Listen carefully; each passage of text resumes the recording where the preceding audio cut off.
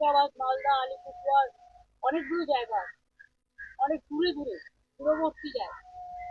সুতরাং আর এই প্রথম নেতাজি সুভাষচন্দ্র বোসের জন্মদিন ডুয়ার্সে পালন করছি।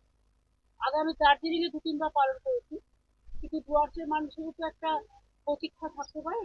সুতরাং তাদের সম্মান দিয়ে এবার ডুয়ার্সে আমরা করবো, করে তারপরে আসবো। অন্তত 26শে জানুয়ারি আছে, কোনো যেন 28শে জানুয়ারি বই মেলা আছে, তারপরে আমাদের 5-6 তারিখে বিটিডিএস আছে, সেরকম প্রোগ্রাম চলবেই। দিদি আজকে তো রায় হওয়ার আগে তো কিছু বলবো না।